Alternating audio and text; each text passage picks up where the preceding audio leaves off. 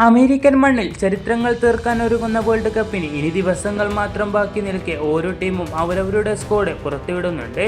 അത് ലോക ഫുട്ബോളിന്റെ ഏറ്റവും ആവേശകരമായ ടൂർണമെന്റിന് വേണ്ടി ഏവരും ഒരുങ്ങിക്കഴിഞ്ഞിരിക്കുന്നു. 2026 വേൾഡ് കപ്പിലോട്ട് വരുമ്പോൾ നാം ഏറ്റവും കൂടുതൽ ഭയക്കേണ്ട ടീം ഏതാണെന്ന് ചോദിച്ചാൽ അതിൽ വരുന്ന ഉത്തരങ്ങളിൽ ഒന്നാണ് പടിഞ്ഞാറൻ യൂറോപ്പിലെ ആ വൻ ശക്തികൾ, അത് ഫ്രാൻസ്. വേൾഡ് കപ്പുകളുടെ പേരിൽ ഒരുപാട് ചരിത്രം പറഞ്ഞ ഫ്രാൻസ് വീണ്ടും ചരിത്രങ്ങൾ തീർക്കാൻ തന്നെയാണ് വരുന്നത്. എന്തുകൊണ്ട് മറ്റു ടീമുകൾ ഫ്രാൻസിനെ ഭയക്കണം? 4 വർഷങ്ങൾ കൂടുമ്പോൾ ഉണ്ടാകുന്ന ആ മഹായുദ്ധത്തിൽ എത്ര വലിയ പോരാളികൾക്കും കാലിടറാറുണ്ട്. അതേ യുദ്ധഭൂമിയിൽ കഴിഞ്ഞ 2 വേൾഡ് കപ്പിലും എല്ലാ രാജ്യക്കാരെയും വിറപ്പിച്ച ഒരേയൊരു രാജ്യം അത് ഫ്രാൻസ് ആണ്. 2018 ദിദിയർ ദശാംസിന്റെ കീഴിൽ അവർ തീർത്തത് ഏവരെയും അത്ഭുതപ്പെടുത്തുന്ന പടയോട്ടമായിരുന്നു. ഒടുവിൽ ക്രൊയേഷ്യയും തകർത്തുകൊണ്ട് അവർ റഷ്യൻ മണ്ണിൽ ആ കിരീടം ചൂടി. അന്നേ ഫ്രഞ്ച് പോരാളികൾ അവരുടെ വീര്യം തെളിയിച്ചതാണ്. 4 വർഷങ്ങൾക്ക് ശേഷം ഖത്തറിന്റെ മണ്ണിൽ ചരിത്രങ്ങൾ തീർത്ത മനോഹരമായ വേൾഡ് കപ്പ് ആരംഭിച്ചപ്പോൾ വീണ്ടും ഫ്രാൻസ് അവരുടെ വീര്യം തെളിയിച്ചു. അത് ഏവരെയും അത്ഭുതപ്പെടുത്തുന്ന മുന്നേറ്റവുമായി ഫ്രാൻസ് വീണ്ടും കുതിക്കുകയായിരുന്നു. സ്വപ്നങ്ങളുമായി വന്ന് മുൻപിൽപ്പെട്ട എല്ലാവരെയും തകർത്തുകൊണ്ട് തന്നെ ഫ്രാൻസ് ഒരിക്കൽ കൂടെ ഫൈനലിലേക്ക് എത്തി. ഇന്നും ആ ഫൈനൽ ഓർക്കുമ്പോൾ രോമാഞ്ചമാണ്.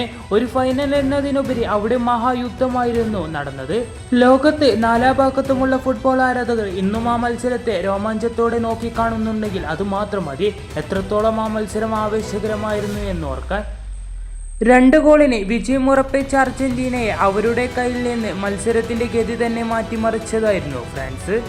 മത്സരത്തിന്റെ അവസാന നിമിഷം വരെ അർജന്റീനൻ ആരാധകരെയും വെള്ളം കുടിപ്പിച്ചതായിരുന്നു ഫ്രാൻസ്. എന്നാൽ നിർഭാഗ്യമെന്നോണം പെനാൾട്ടി ഷൂട്ടൌട്ടിൽ അർജന്റീനക്ക് മുൻപിൽ ഫ്രാൻസിന് മുട്ടുമടക്കേണ്ടി വന്നു. 2018 നേടിയ കിരീടം അവർക്ക് നിലനിർത്താൻ കഴിഞ്ഞില്ല. അത് അവസാനമായി നടന്ന 2 വേൾഡ് കപ്പുകളിലും ഫൈനൽ കളിക്കുകയും ഒരു തവണ കിരീടം നേടുകയും ഒരു തവണ ഫൈനലിൽ തോൽക്കുകയും ചെയ്ത രാജ്യമാണ് ഫ്രാൻസ്. കഴിഞ്ഞ വർഷം ഒരു കയ്യകലെ നഷ്ടപ്പെട്ട ആ കിരീടം തിരികെ പിടിക്കാൻ തന്നെയാണ് ഇത്തവണ ഫ്രാൻസ് വരുന്നത്. ഒരിക്കൽ കൂടെ ദിദിയർ ദശാംസിന് കീഴിൽ ഫ്രാൻസിന്റെ സ്ക്വാഡ് വരുന്നത് ഇങ്ങനെയാണ്. ഗോൾ വലയ്ക്ക് മുൻപിൽ അവരുടെ കാവലായി സീരിയ ക്ലബായ AC മിലാന്റെ ക്യാപ്റ്റൻ, അവരുടെ കീപ്പർ മൈക്ക് പീറ്റേഴ്സൺ മൈഗ്നൻ. പ്രതിരോധ കോട്ട തീർക്കാൻ ആർസനലിന്റെ ഏറ്റവും മികച്ച ഡിഫൻഡറായ ഗബ്രിയൽ സാലിബ, ബയണിന്റെ ഡിഫൻഡറായ ഒബമെക്കാനോ, കൂടാതെ ബാഴ്സലോണ താരമായ Kounde, Lucas Hernandez, Ibrahima Konate, Theo Hernandez. ഏതൊരു മുൻനിരയും ഈ ഡിഫൻസിന് മുൻപിൽ പതറുമെന്ന കാര്യത്തിൽ ഉറപ്പാണ്. അത്രയും മികച്ച പ്രതിരോധ കോട്ട തന്നെയാണ് ഫ്രാൻസ് ഉണ്ടാക്കിയിരിക്കുന്നത്. കളിമെനയാൻ മധ്യനിരയിൽ നിന്നും ആദ്യം ഇൻഗോളോ കാന്റെ. പ്രത്യേക വിവരണം ആവശ്യമാണെന്ന് തോന്നുന്നില്ല. തന്റെ പുഞ്ചിരി കൊണ്ട് 0 ഹേറ്റേഴ്സ് ഉള്ള ഒരേയൊരു താരം. മധ്യനിരയിൽ നീളം കുറഞ്ഞ മുട്ടത്തലയനായ ഒരു ചെറിയ മനുഷ്യൻ. ആ ചെറിയ മനുഷ്യനെ എതിർ ടീമുകൾ ഭയക്കുന്നുണ്ടെങ്കിൽ അയാളുടെ വീര്യം നാം മനസ്സിലാക്കണം.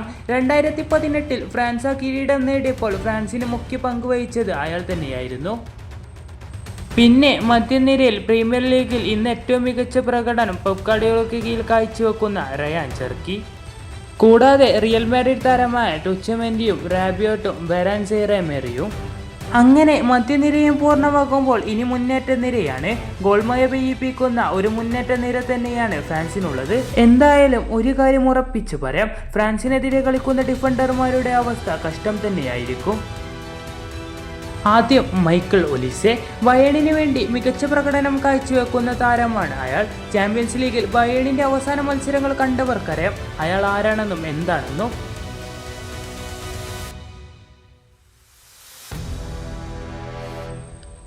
നിലവിലെ ബാലൻഡിയോർ ജേതാവ്, പാരീസിന്റെ മണ്ണിൽ ചരിത്രങ്ങൾ തീർക്കുന്ന ഒരുവൻ, അതെ ഓസ്മാൻ ഡെംബലെ. ഫ്രാൻസ് മുന്നേറ്റ നിരയെ കൂടുതൽ അപകടമാക്കുന്ന മറ്റൊരു താരം. അയാളുടെ വിങ്ങിൽ അയാളെ തടയുക എന്നത് അസാധ്യമായ കാര്യം തന്നെയാണ്.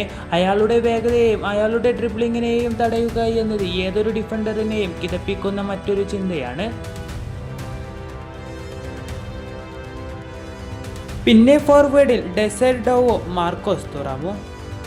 ഇനിയാണ് ഫ്രാൻസിന്റെ രാജകുമാരൻ. ഇന്ന് രാജാവോളം എത്തി നിൽക്കുന്ന അവരുടെ ഏറ്റവും മികച്ച താരങ്ങളിൽ ഒരാൾ കിലിയൻ എംബാപ്പെ. 2026 വേൾഡ് കപ്പിൽ ഫ്രാൻസ് ആരാധകരുടെ പ്രതീക്ഷകൾ അയാളുടെ ചുമലിലാണ്. കാരണം ഫ്രാൻസിനെ സ്വപ്നം കാണാൻ പഠിപ്പിച്ചവനാണ് അവൻ. 2018 വേൾഡ് കപ്പിൽ റഷ്യൻ മണ്ണിൽ ഫ്രാൻസ് വേൾഡ് കപ്പ് നേടിയപ്പോൾ അന്ന് ഏറ്റവും മികച്ച പ്രകടനം കാഴ്ചവെച്ച ഒരാളായിരുന്നു അയാൾ. യങ് പ്ലെയർ അവാർഡും ഗോൾഡൻ ബൂട്ടും ആ പയ്യൻ തന്നെയായിരുന്നു. എല്ലാവരെയും വെട്ടിവീഴ്ത്തി ഫൈനലിലേക്ക് പട നയിച്ചെത്തിയ അവരെ മുന്നിൽ നിന്ന് നയിച്ചത് കിലിയൻ എംബാപ്പെ തന്നെയായിരുന്നു. കിലിയൻ എംബാപ്പെന്റെ വീര്യം അറിയാൻ ആ ഫൈനൽ തന്നെ ധാരാളമാണ്. അന്ന് ലുസൈൽ സ്റ്റേഡിയത്തിൽ ഒരു കനലിൽ തുടങ്ങി പിന്നീട് അത് കാട്ടുതീയായി കാളിക്കത്തിയപ്പോൾ അതിന് കാരണക്കാരനായത് അയാളായിരുന്നു. 2 ഗോളിന് ലീഡിൽ നിൽക്കെ മത്സരത്തിൽ വിജയം ഏകദേശം ഉറപ്പിച്ചിരുന്നു അർജന്റീന. ആ ടൈമിലാണ് 2 ഗോളുകൾ അടിച്ചുകൊണ്ട് മത്സരത്തെ സമനിലയിലേക്ക് എത്തിച്ചത്. അതെ, അയാൾ തന്നെ, സാക്ഷാൽ കിലിയൻ എംബാപ്പെ. വീണ്ടും എക്സ്ട്രാ ടൈമിൽ മെസ്സിയും ഗോൾ നേടി അർജന്റീന വീണ്ടും പ്രതീക്ഷകൾ തുന്നിച്ചേർത്തപ്പോൾ അതും ഒരിക്കൽ കൂടെ തകർത്തുകൊണ്ട് കിലിയൻ എംബാപ്പെ വീണ്ടും ഗോൾ നേടി. അങ്ങനെ ആ ഫൈനലിൽ കിലിയൻ എംബാപ്പെ ഹാട്രിക് നേടുകയായിരുന്നു. പെനാൾട്ടി ഷൂട്ടൌട്ടിൽ തന്റെ അവസരവും അയാൾ ലക്ഷ്യത്തേക്ക് എത്തിച്ചു. എങ്കിലും ഫ്രാൻസ് ടീമിന് ആ ഫൈനൽ നേടാൻ കഴിഞ്ഞില്ല. അന്ന് അയാളിൽ ഒരു വലിയ മുറിവ് തന്നെ ഏറ്റിരുന്നു. മുറിവേറ്റ സിംഹമാണ് അയാൾ. അയാളെ ഇനി നാം ഭയക്കണം. മുറിവേറ്റ ആ സിംഹത്തെ തടുക്കുക എന്നത് ഏറെക്കുറെ അസാധ്യം തന്നെയാണ്. മഹാഭാരത യുദ്ധത്തിൽ കുരുക്ഷേത്ര ഭൂമിയിൽ ഭീമന്റെ പുത്രൻ ഘടോൽഗജൻ ആ യുദ്ധഭൂമിയെ തന്നെ വിറപ്പിച്ചതുപോലെ 2026 വേൾഡ് കപ്പിൽ ആ യുദ്ധഭൂമിയെ തന്നെ വിറപ്പിക്കാൻ കൽപ്പുള്ള താരമാണ് കിലിയൻ എംബാപ്പെ. 2026 വേൾഡ് കപ്പിലേക്ക് മികച്ചൊരു ടീമുമായി തന്നെയാണ് ഫ്രാൻസ് കളിക്കാനിറങ്ങുന്നത്.